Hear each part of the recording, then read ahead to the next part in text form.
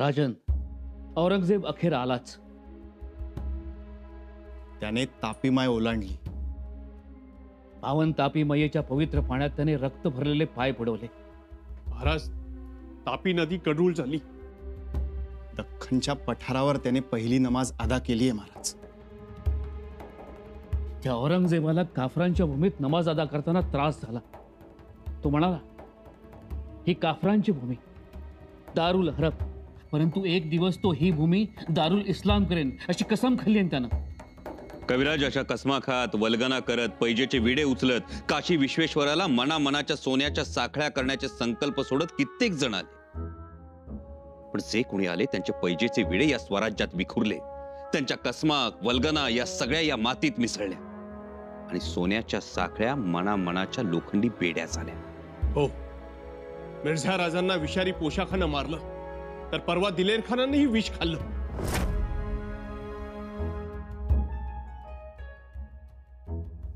एका अर्थी औरंगजेबाला ते परत झालं. आता त्याला सह्याद्रीत कोणता येईल. 2 लाख उमदा घोडा घेऊन येतोय म्हणे औरंगजेब. पण इथं सह्याद्रीच्या दऱ्याखोऱ्यात साधा कल्पनेचा घोडा सुद्धा कोणी फेकू शकत नाही हे समजेल त्याला. आता समजेल त्याला शिवस्वराज्याचा पीळ आणि आपल्या मावळ्यांचा, मराठी माणसांचा कणखरपणा. महाराज, तो भ्रमात आहे. त्याचा भ्रमनिराश झाल्याशिवाय राहणार नाही. महाराज, त्याला सगळी भूमी हवी आहे. भूमी तर द्यावीच लागेल त्याला, पण त्याला भूमी मिळेल ती फक्त 4 हात लांब आणि 2 हात रुंद. एवढीशी जागा? मग कबरीला कितीशी जागा लागते कविराज? औरंगजेब स्वराज्यात येतोय तो लढायला नाही, मरायला. आम्ही आणि आमचे मावळे त्याला माघारी थोडेच जाऊ देणार आहोत. तुम्ही बघत राहा, त्या औरंगजेबाची कबर या दख्खनमध्येच खोदली जाणार.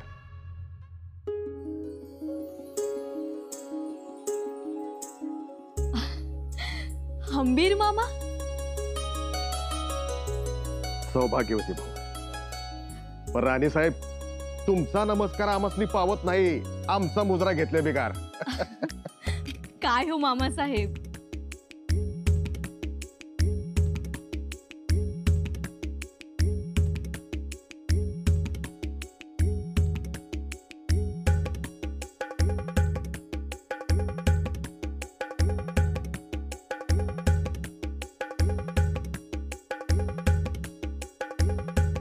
ताराबाई,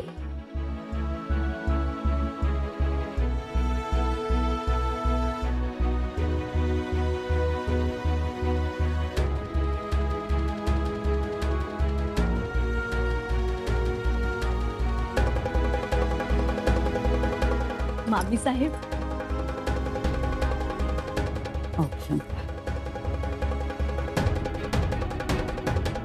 लेकीच्या लग्नाला आम्ही येऊ शकलो नाही, म्हणून भेटायला आणि माफी मागायला आलो. अहो, माफी कसली? तुम्ही तर मोहिमेवर होतात ना.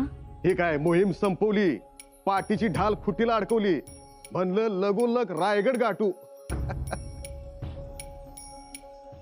बरं केलं. पण मामा साहेब, तुम्ही मोहिमेवर होतात तर मग या दोघींना तरी पाठवून द्यायचं. अहो, हे येणार येणार म्हणून वाट बघत बसलो आणि झाली फसगत. बाकी लगीन कसं झालं? सरदार महाडिकांचा शंकराजी चांगला मुलगा आहे. जी मामी साहेब, जोडा अगदी शंकर पार्वती सारखा शोभून दिसत होता बघा. दिमाखात लग्न पार पडलं. हा, तुम्ही हितलं लगीन दिमागात केलं आणि बुरानपूरच्या छावणीत राजाने दुसराच धमाका उडवला. राजांचं तर तुम्हास ठाऊक आहेच. आता माझ्याच हातावर मोठं झाल्यात की. हंबीर मामा,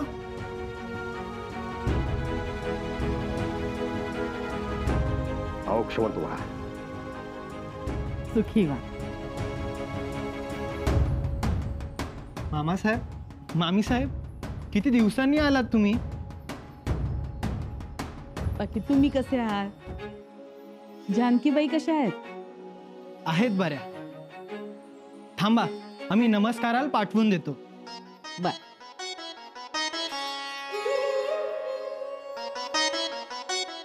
तुम्ही ताराबाई ना?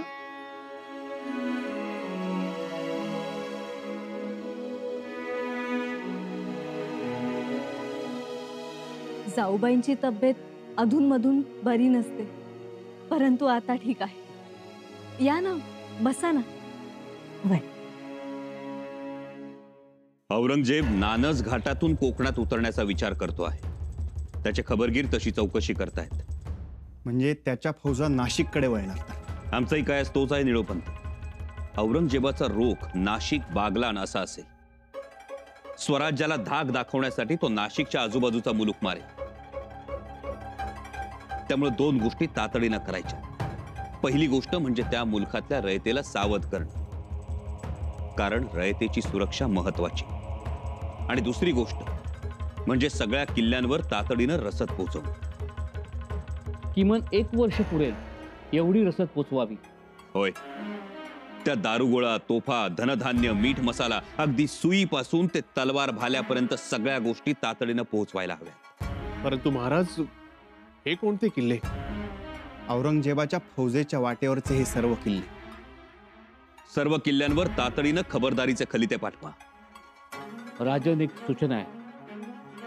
नाही, ह्याचबरोबर या सर्व किल्ल्यात निधड्या छातीचे किल्लेदार नेमावे. आम्ही सहमत आहोत. किल्ला जेवढा तटबंदीनं मजबूत होतो, त्याहीपेक्षा जास्त तो निधड्या छातीच्या निष्ठावंत किल्लेदारामुळे बळकट होतो. म्हणूनच आमचे आबासाहेब म्हणायचे, स्वराज्यातला एक किल्ला वर्ष जरी झुंजला तरी स्वराज्य घ्यायला औरंगजेबाला 350 वर्ष लागतील. त्यामुळे आम्हाला तशी चिंता नाही. नाशिक परगणातील किल्ले खोडप, किल्ले साल्हेर, किल्ले मार्कंडा, त्र्यंबकगड, अंकाई, टंकाई, किल्ले हिवंत, जवळ्या, किल्ले अचलगड आहे, किल्ले कांचनगड आहे. या सगळ्या किल्ल्यांवरचे किल्लेदार एकदा तपासून बघा. कुणी आजारी तर नाही ना, कुणाच्या घरी लग्न कार्य नाही ना, कुणी जखमी घायाळ आहे का ते बघा. आणि त्यानुसार नव्या नेमणुका करा. जी महाराज. सगळ्या गोष्टी तातडीनं व्हायला हव्यात. पुढे औरंगजेबाचा रोख बघून अहमदनगर प्रांतातल्या किल्ल्यांची मजबूती बघू. उद्यापर्यंत कारवाई झालेली आम्हाला कळावी. जी महाराज. निळोपंत, मगाशी वाचून दाखवलेल्या किल्ल्यांच्या यादीत किल्ले रामशेजचा उल्लेख आढळला नाही. हो, म्हणजे करायला हवा होता, पण तो तसा दुय्यम दर्जाचा किल्ला. औरंगजेबाचं लक्ष त्याच्याकडे जाणार नाही.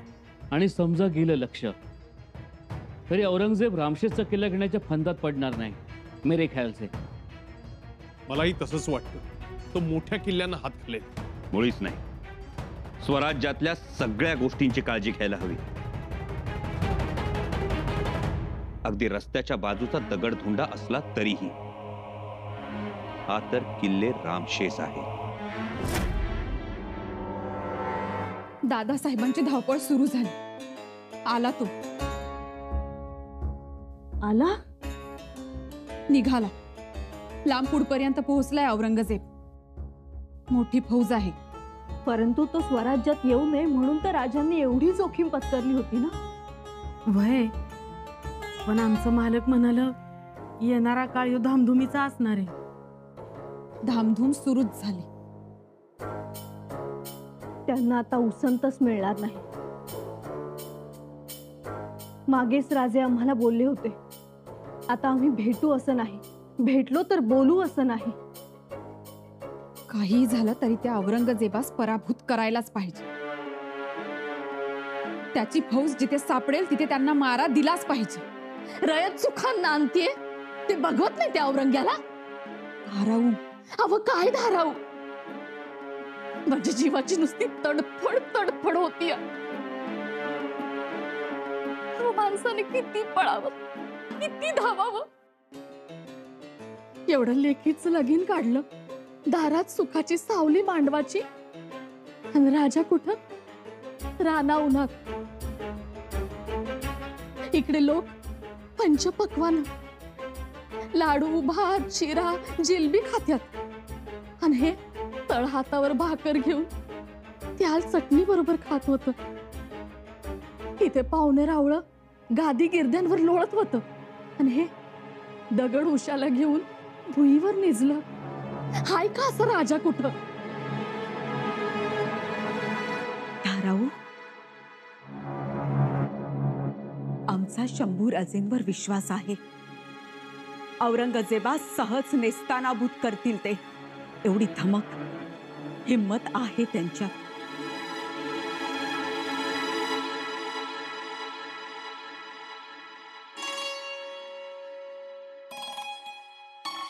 तुमचीच वाट बघत होतो. आम्ही तुमची चौकशी करण्यासाठी गेलो होतो. हातोश्रींनी बोलावलं आणि मग मामी साहेब आले. बसलो गप्पा मारत. तुम्ही थांबा, आम्ही थाळा लावतो. राणीसाहेब, आम्ही जरा खलबतखान्यात जाऊन येतो. एक महत्वाची मसलत आहे, तेवढी संपवतो आणि लगेच येतो. राजे, तुम्ही एकदा गेलात की गेलात. तुमची धावपळ काय अशीच चालू राहणार. तुम्ही बसा, आम्ही थाळा लावतो. निसरासवाणी जेवण करा आणि मग करा काय मसलती करायच्या आहेत त्या. आलोच आम्ही.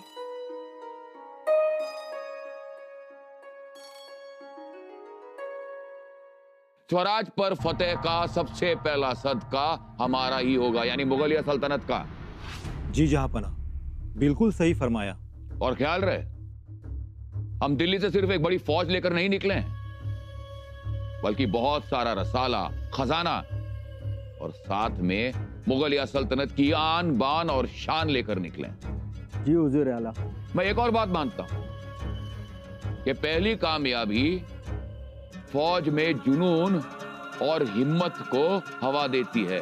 इस बात का ख्याल रहे। इंशाअल्लाह, इंशाअल्लाह, अल्लाह का फजल है। वजीर आला, आपको क्या लगता है कि पहली जंग कहां होनी चाहिए? सरदारों, अहिवन किला ले सकते हैं, त्रंबकगढ़ भी अच्छा है। अच्छा,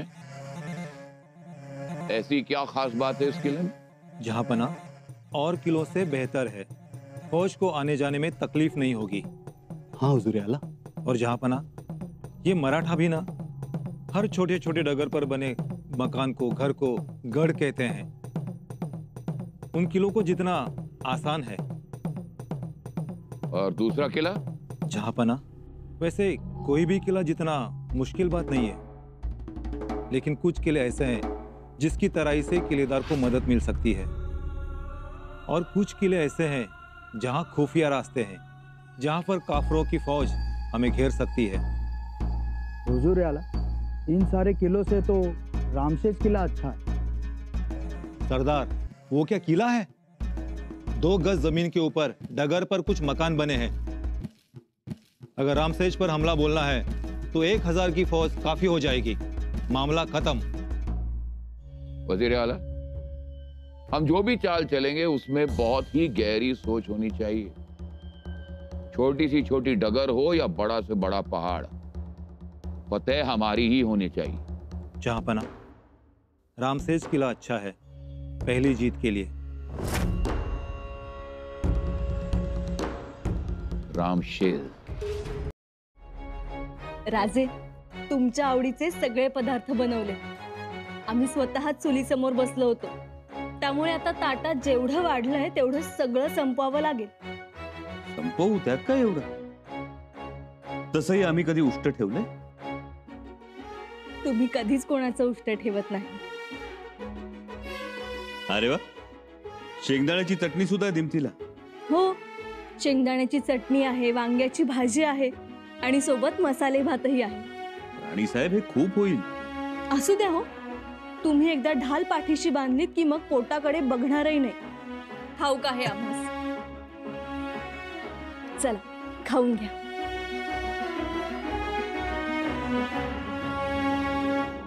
दादासाहेब, जानकीबाई. काय झालं युवराज? अहो, त्या कशा तरीच करू लागल्यात. तुम्ही चला लवकर. वहिनीसा, हो बघा ना.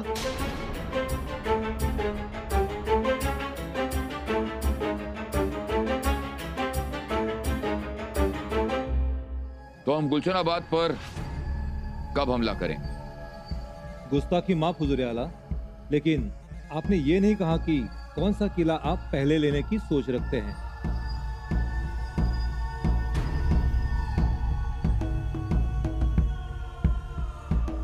किला रामसेज।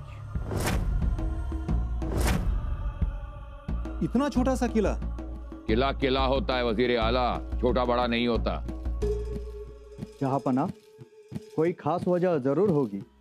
ये किला फतेह करने के बाद हम उन काफिरों को राम नाम सत्य है कहने पर मजबूर कर देंगे। सुभान अल्लाह।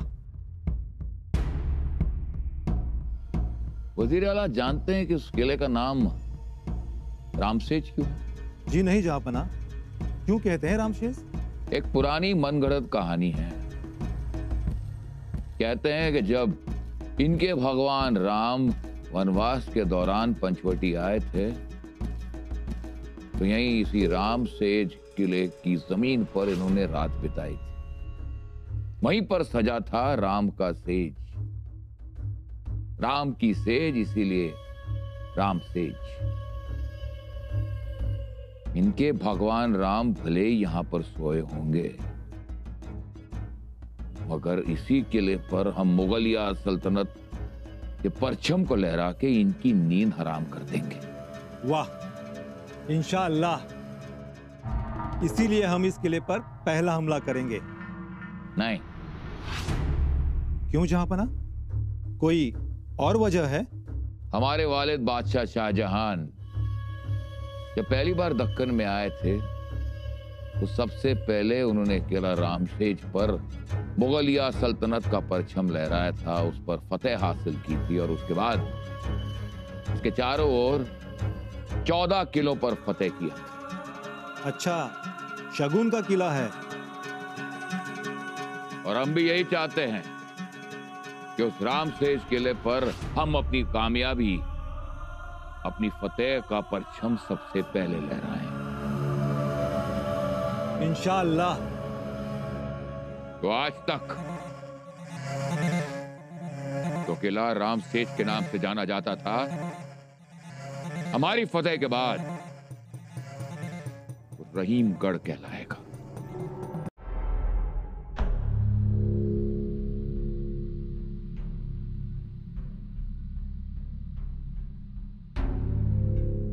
जाऊबाई, जाऊबाई, अहो डोळे उघडा।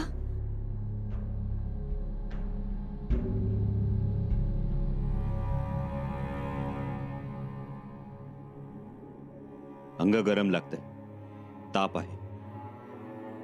राजवैद्यानं बोलावणं धाडले? जी, निरोप पाठवलाय. जाऊबाई,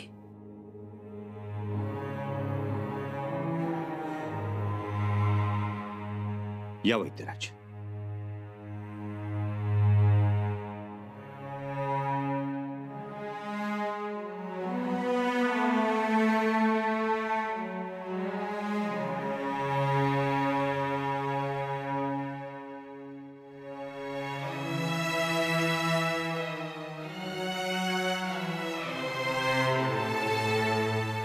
ज्वराचा जोर आहे. कपाळावर मिठाच्या पाण्याच्या घड्या ठेव. अन्न खावंसं वाटणार नाही, परंतु थोडीशी पेज द्या. परंतु त्या अगोदर मी देतो तो काढा पाजावा. आणि ही मुळी मधात उगाळून त्यांना चाटण द्या. हर एक प्रहारास उतार पडेल.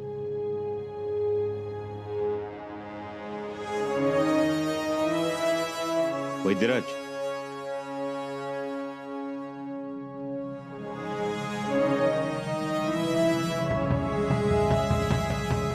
काय राजे, जे असेल ते स्पष्टपणे सांगा. राजे, क्षमा असावी, परंतु खूप काळजी घ्यावी. जानकीबाईंचा आजार खूप गंभीर आहे.